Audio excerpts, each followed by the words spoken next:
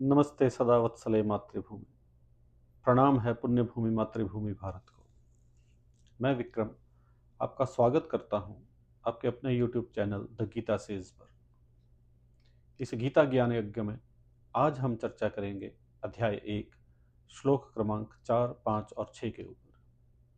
ये श्लोक दुर्योधन के द्वारा आचार्य द्रोण को संबोधित करते हुए कहे गए हैं और इन श्लोकों में दुर्योधन पांडवों की सेना के महारथियों का वर्णन आचार्य द्रोण से करता है। श्लोक इस प्रकार है। अत्र शूरा महेश्वासा भीमार्जुन समायुधि युयुधानो विराटश्च द्रुपदश्च महारथः धृष्टकेतुश्चेकितानः काशीराजश्च वीर्यवान् पुरुजित् कुन्तिभोजश्च शैब्यश्च नरपुङ्गवः युधामन्युश्च विक्रान्त उत्तमौजाश्च वीर्यवान् सौभद्रो द्रौपदेयाश्च सर्व एव महारथाः। इन श्लोकों का शाब्दिक अर्थ है, इस सेना में बड़े बड़े धनुषों वाले तथा युद्ध में भीम और अर्जुन के समान शूरवीर सात्यकी और विराट तथा महारथी राजा द्रुपद, धृष्टकेतु और चेकितान तथा बलवान काशीराज, पुरुजित, कुंतीभोज और मनुष्यों में श्रेष्ठ शैब्य, पराक्रमी युधामन्यु तथा बलवान उत्तमौजा, सुभद्रा पुत्र अभिमन्यु एवं द्रौपदी के पांचों पुत्र, ये सभी महारथी हैं। जैसा कि हमने पिछले श्लोक में देखा, दुर्योधन अपनी सामान्य सी बात को भी बड़ी कुटिलता पूर्वक कहता है और उसकी यह कुटिलता इन श्लोकों में भी स्थापित होती है। दुर्योधन पांडवों की सेना का वर्णन करते हुए आचार्य द्रोण से कहता है कि पांडवों की इस सेना में बड़े बड़े धनुषों वाले ऐसे योद्धा हैं जो भीम जैसे शक्तिशाली और अर्जुन जैसे युद्ध कुशल हैं। दुर्योधन यह भली भांति जानता है कि पांडवों की सेना महारथियों से भरी पड़ी है और उन महारथियों का वर्णन करते हुए दुर्योधन सबसे पहले जिस महारथी का वर्णन करता है उसका नाम है सात्यकी। लेकिन सात्यकी ही क्यों? सात्यकी एक यादव योद्धा है। वो भगवान कृष्ण का सखा भी है और अर्जुन का शिष्य भी है।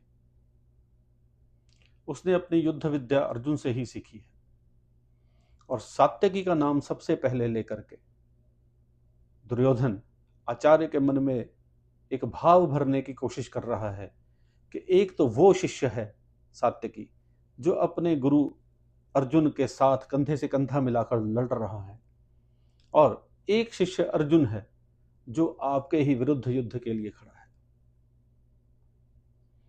इसके बाद वो नाम तो द्रुपद का लेना चाहता है, लेकिन अपनी कुटिल बुद्धि का प्रयोग भी कर रहा है, क्योंकि वो द्रुपद पुत्र का प्रयोग पिछले श्लोक में कर चुका है। तो इस बार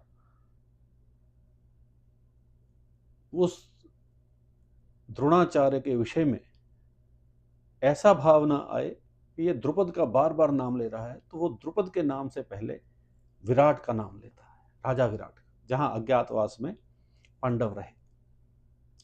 और विराट के बाद वो फिर द्रुपद का नाम लेता है, लेकिन द्रुपद को वो महारथी द्रुपद कह के संबोधित करता है ताकि आचार्य के मन में थोड़ा सा और उग्रता द्रुपद के प्रति आए और वो युद्ध और भयंकर युद्ध करे।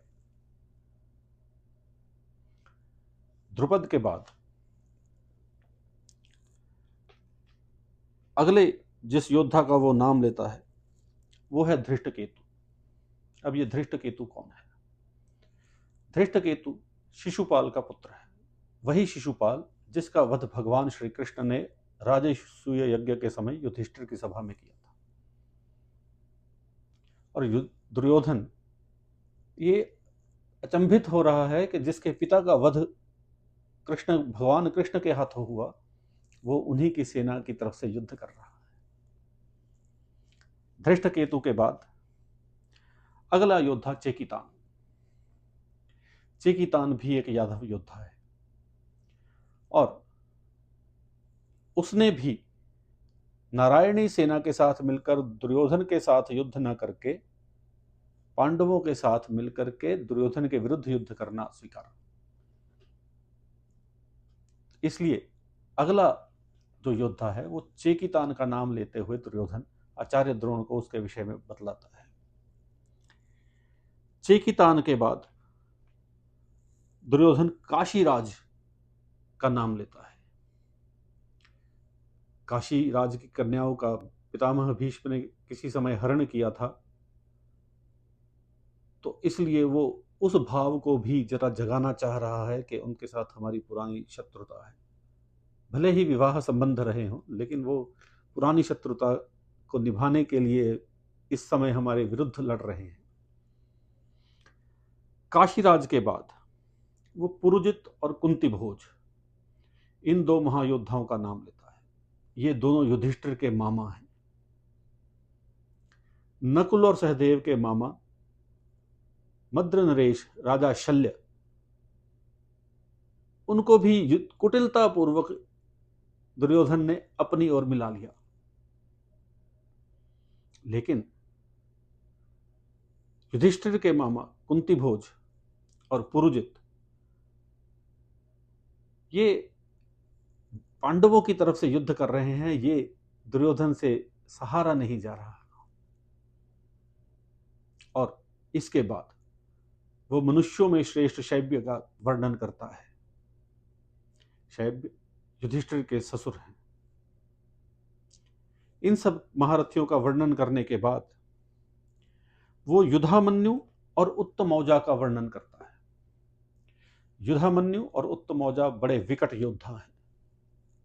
और यहां एक बात बतानी और प्रासंगिक रहेगी। युधामन्यु और उत्तमौजा बहुत विकट योद्धा होते हुए भी उनको क्या दायित्व दिया गया? उनको दायित्व दिया गया अर्जुन के रथ के पहियों की रक्षा करने का। इससे हमें ये पता लगता है कि युद्ध की नीति कितनी गहन विचार विमर्श करके बनाई गई होगी। और इन दो विकट योद्धाओं के बाद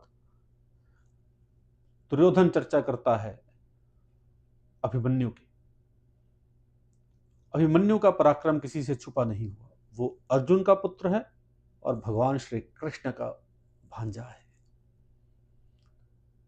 चक्रव्यूह को भेदना तो उसने माता के गर्भ में ही सीख लिया था। उसकी सारी युद्ध शिक्षा भगवान श्री कृष्ण की देख रेख में हुई है। इसलिए उसके पराक्रम के विषय में तो किसी को कोई संशय ही नहीं है। और अभिमन्यु के साथ साथ द्रौपदी के 5 पुत्रों का भी वर्णन दुर्योधन करता है, क्योंकि वो सब भी महारथी हैं। इस प्रकार इन सब पांडव योद्धाओं का वर्णन करते हुए कहीं ना कहीं दुर्योधन मन से भयभीत भी है और ये भी चाह रहा है कि आचार्य उसकी ओर से पूर्ण शक्ति लगा करके युद्ध करे। जिस प्रकार दुर्योधन ने पांडवों के महावीरों का वर्णन किया, आगे के श्लोकों में दुर्योधन अपनी सेना के वीरों का वर्णन करता है, जो हम अगली कड़ी में समझेंगे।